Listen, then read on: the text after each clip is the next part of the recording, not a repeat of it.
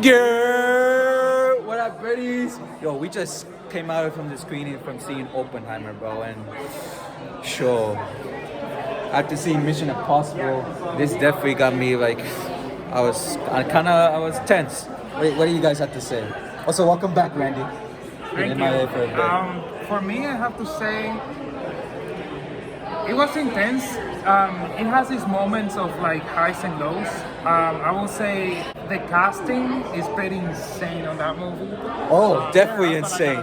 That's all I gotta say. It's really insane cast. The trailers don't really make it justice of how packed the cast is, and the acting is top notch. That's all I'm gonna say.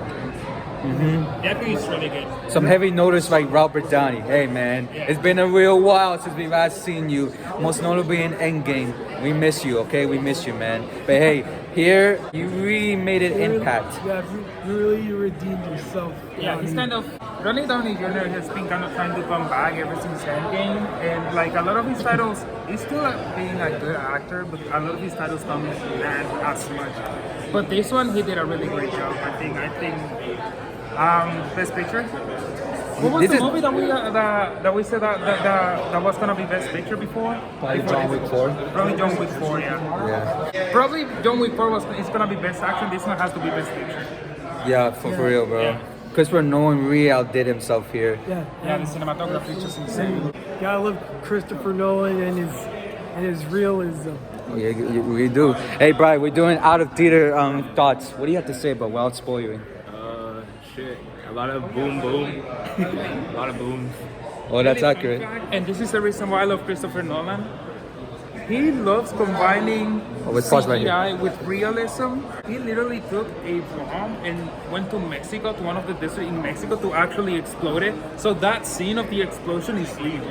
Oh yeah, that's just crazy. Yeah, that shit is real. Can you believe they actually filmed that shit in IMAX? I was like, yo, what's the sound at? And then the sound just caught me off guard. I was like, sure, this is crazy. Yeah, that scene was so intense too. I was like waiting for that moment. Yeah, yes. When that nuke went off, I was waiting for the blast wave to kind of hit you. Like you don't hear the explosion itself, but once the shock wave comes at you. I have to say, the only criticism I have to say, as someone that doesn't know much history of the character, the movie went a little bit too fast, which made it a little bit hard to understand. It's definitely, like that movie, in order to get the full grasp of what it is, you probably will need to watch it like a second time. That or watch someone's really good, deep analysis on YouTube somewhere. It will need to, well, not necessarily an analysis, because the analysis is his biography itself. Like that movie is a biography of the character. The problem is that it goes so fast sometimes. So fast for a 3-hour movie. For a 3-hour movie. That says a lot, Breddies. That's true. It never slows down. It only slows down on important moments, but it doesn't feel like it's wasting time. No. That's the thing. I guess that would be one gripe, but other than that, everything else, I feel like everything was somewhat decently explained here. Yeah. Like nothing was messed out, I don't think. Yeah. I mean, bro, we even had like, well, it's not a spoiler if you guys know your true facts.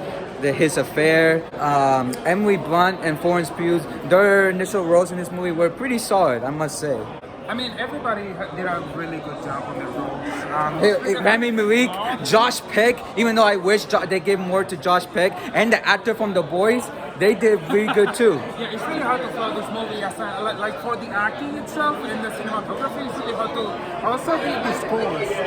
The scores really hit on the best. The scores really do hit. They slam. Yeah, they slapped. Yeah, the same composer that did Black Panther. Yeah, that's why it's up, Breddies. All right, what do you have to say, Nuno, bro? You don't have to spoil it, but like, I don't give a fuck about how they try to make him seem. I don't forgive him. This hits a little too close to home for me. Given how Japanese is in my ancestry. My great grandfather. They talk throughout most of the movie. They talk about basically communists. They talk about Nazis, but they didn't talk about the people who were being affected by World War II in the United States as well. They didn't talk about Japanese people getting put in internment camps, which was actually would have been nice for them to say. I guess when the government wants to doesn't want to take responsibility for something, they blame the people who basically built that, who they forced to build that shit. Even though I don't forgive Oppenheimer, his words saying, "Don't forgive him." Yeah. It's like what you've been saying. I love Christopher Nolan and all. He's a great filmmaker, and his style of filmmaking was done well here. But I still don't like what this was. I'll give the for a filmmaking standpoint, I'll give it a 4 out of 5. Yeah, this movie I will label it as in the same kind of area as The Sound of Freedom. You know what movie is that? Yeah, Sound of Freedom is a really controversial kind of movie that's happening right now. Well, And it's I'll tell you about that. yeah, but like I will label it as the kind of movie that if you find it disturbing, then I wouldn't recommend it. If you're sensitive, I would recommend it. Yeah, But see, I understand. I'm also not going to be watching that. Yeah. I'll probably bootleg that shit. I haven't watched it, and I just feel like not watching it because I understand the point of the movie. The movie is good, but it's still disturbing for me to watch it. I just don't feel like. But it's the same thing for this one, and I understand the point of view. Also, weird how they didn't put Oppenheimer's last words. I am not a man to be forgiven. Don't forgive me. His words, not mine. But I don't really see any of these guys as heroes. Also, one more thing. Another thing that downgrades this movie is why did you give Josh Peck only 2 lines? That's what I'm saying. That's what I'm saying. The guy from Drake and Josh. Drake and Josh. Only two lines. Yeah, Josh Really? Peck should have The had only more biggest moment he has is pressing the button, bro. And weird how Matt Damon is the most left-leaning person. Bro, So yeah, weird how Matt Damon is the most liberal left-wing person, and yet in this movie he plays a right-wing soldier who hates communism, even though communism was not even the biggest threat at the time. We clearly all know that the actual threat was fascist. Robert Downey Jr. he does good. He always gets his A game. You know, but apparently, according to his words, he'd forgotten how to act because of Iron Man. But I don't see that here. nah, man, you're still a goat when it comes to acting, bro. I'm not gonna lie, he still sounds like himself. I mean, it's not like on the same level as his Tropic Thunder role. He kind of sound older in this movie, if you think about it. I mean, Yeah, he's gotten older. He gotten older, he but tried to sound older, but the thing is, Yeah, at the end, I towards the end. can still hear only him. like at the beginning of the movie, I could see like Ronnie Downey Jr. trying to play the paper of like a movie kind of person, but then towards the end, when the rage is like kicking in, you can see like the voice of Ronnie Downey Jr. as an Iron Man coming out.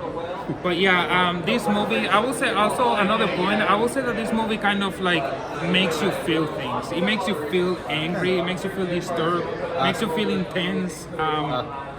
Also, Florence Pugh constantly rejecting, even though she keeps on letting him in between her legs. It didn't make any sense at all. Honestly, I don't know what the actual relationship was. None of us do. Honestly, why was Robert Kennedy relevant to this? Why was his name in this? I get that his name was probably said somewhere, but are y'all trying to imply that the government killed him? I mean, we've been saying that for how long now? Let me give his final thoughts. Final thoughts, yeah. Okay, final thoughts. Oppenheimer was intense. Christopher Nolan still got it. We love your work with Batman, and Tenet was good, but kind of confusing. But this was intense, especially the actual filming of the nuke. For me, my last words will be, if a movie makes you feel a certain kind of feeling, it achieving its purpose at the kind of artistic direction it's trying to go. Yeah. So if an artist makes you feel angry, it achieves its purpose because that's the point that he's trying to make. Even though you don't like it, you have to understand that's the artistic goal that they have, that they're trying to have upon you. So In the end, I would say here, shift. in the end, it's all about the question: do the ends really justify the means? So let's just end it with that question. Was it what to all basically to all those scientists who worked on this, to all those people, was it worth it? Nah. No, man. I will say also, the movie was really good at keeping it settled, as much settled as possible when it comes to the effects of the atomic bomb. Yes, it showed graphic images, but I thought it was gonna be way worse coming from a movie that was about the atomic bomb. I actually thought it was gonna show gore. I thought it was gonna be. They really do talk about the effect of what was going on in Japan, but yet somehow they don't have the balls to Right, actually bro. There was a moment where they actually told us, and there was a scene where they were showing images, explicit images. Yeah. They didn't show us. Only the people and the characters saw it. Yeah. Honestly, but if I had to give Christopher Nolan credit for anything, that would have been it. Go search the images up for yourself. I don't like looking at those images. To be honest, I saw them on a like a documentary, but I don't like looking at those. I already saw all of them. But, Yeah, I don't like those. so I can say good on Christopher Nolan for not doing that. So final rating, y'all. Let's start with Ant. It was okay. I give it a 4.5 out of 5. I will say it was really good because it did what it was supposed to, but don't watch it if you don't feel comfortable watching it. To me, I felt like the pace could have been a little. I felt like the pace could have been better, because let me tell you, it did feel like 3 hours. I felt the time, so you could have probably cut a little time here. Give us just get us straight to the point.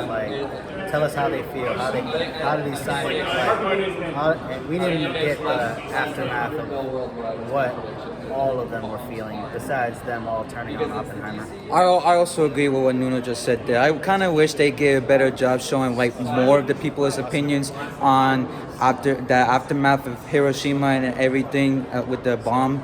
But despite everything what we've seen in this movie, it did pretty solid. Christopher Nolan, after many times been fucked over by Warner Bros. And by the studios and whatever, you really did good here. By the way, fuck the studios. Yeah. Basically, the actors' strike happened. SAG. And the writer's strike. Happened basically not that long ago, probably a couple days ago. Yeah. So this is to all the studios treating their employees like shit. We all stand with the strike, So, right, birdies? I think I'm no longer going to be watching any other movies after this. Besides Blue Beetle. I will be watching. I'm just not gonna be paying for them. That's our screenings. Maybe we'll just. But if anything, we're mostly going to be posting probably old shit. Yeah, poor shit. So this is to the studios. That's Christopher Nolan. Good job. What you had here. For all the actors, props to all of you guys. For the writers on this, props to you guys too. For the studio, I'm done here. Thank you guys so much for watching. Make sure you like, comment, subscribe, and click that bell to get notified for our next video. Share this video. Anyone know that fucks with Christopher Nolan's work on any movies? You already know. And for those who support the writers and the actors. Epilogue. Oppenheimer. Yeah. I thought it was pretty sick. Could have been a little better. Really did hit deep sometimes. Albert Einstein was pretty cool. When I first saw him in the trailer, I was like, holy shit, it's Albert Einstein. I can't wait to see him in the movie, and I thought he was gonna be in the movie for like 5 seconds. And you barely even seen the trailers or promotion, have you? Exactly. I only saw him for like 1 frame, and that was it. But then I saw him in the movie, and I was like, oh my god, it's that one famous scientist dude. Like, I didn't really come to see the movie about Oppenheimer. I just wanted to see Albert Einstein. I was just like, oh shit, it's Albert Einstein. Oh wait, it's like, okay, it's the one smartest man who ever lived. Okay. And yeah, I don't know, movie, pretty solid. 3 hours though. Low key, I was kind of getting tired. It was like, So rated out of 5. alright, 5, give it a 4. Could have been a little better, but overall, you know, I had a really good time. That's all. That's kind of all I wanted to see. When there was a serious scene, they kept it serious, which I really liked. Unlike Marvel. And there was a few comedic parts, but they didn't overdo it like Marvel. Yeah, very much so. It's like he can't even run a sandwich stand or something like that. So does this have a chance to beat Barbie? Or is Barbie gonna destroy it? Barbie's gonna win, bro. I don't know. And that's Alex's cameo. I gotta see Barbie. I don't know. We have to be like Alex. We have to drip out in pink, or at least maroon. If Barbie is super self-aware and like unironic and stuff, I think I don't know how Barbie's gonna go. I hope it's fun. I hope it's good. Oppenheimer, good. It's not like you can't really shit on the movie or anything. But oh my god, this is a disgrace to cinema. It's like no. The cinematography was actually really good, like especially the beginning part. This is definitely gonna win film, the cinematography thing or whatever. The music score was pretty top notch. I was gonna talk about that music score. You know? I feel like music in movies are a little too underrated. You know. I mean, Bri, it was made by the same guy making the Black Panther soundtrack. So you already know what's up. You know the movie it kind of reminded me of Interstellar a bit in the beginning, mostly. Like you know what I mean, with all like the stars. Shots. Not really spoilers. It's like the first 30 minutes.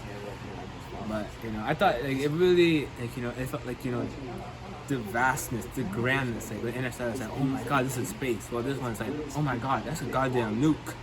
It's like shit, man. You gotta be careful. Like especially like the ending though. Like that was. Wow. I looked at your friend. We asked some random guy who was coming out the theater. He was like, "Oh, is there a post-credit scene?" He was like, "Nah." Like, I don't know. Like, imagine it's just like I don't know. You just see Stalin, and it's just like, we will kill the U.S. or some bullshit like that. What do you think of Iron Man here? Very much Iron Man. Like, I was like, yeah, that's dark. Like, okay. Even like talks to him. He's like, "So what are we gonna be doing about this? Why is this happening to me?" You know. I mean, like, I think his sarcasm was low-key a little there. He wasn't really sarcastic. He was just more like, bro, what the fuck? So, yeah, I don't know. I liked it. Yep, no said, birdies. I will also give it 4 out of 5. You know, is my face showing? I will also give it 4 out of 5. That's basically all we're gonna say. Nuno already said the final thing. Share the video, subscribe, let us know what you gotta say about this movie. I don't want to make this video longer than it needs to be, so yeah, we'll see you in the next video. You're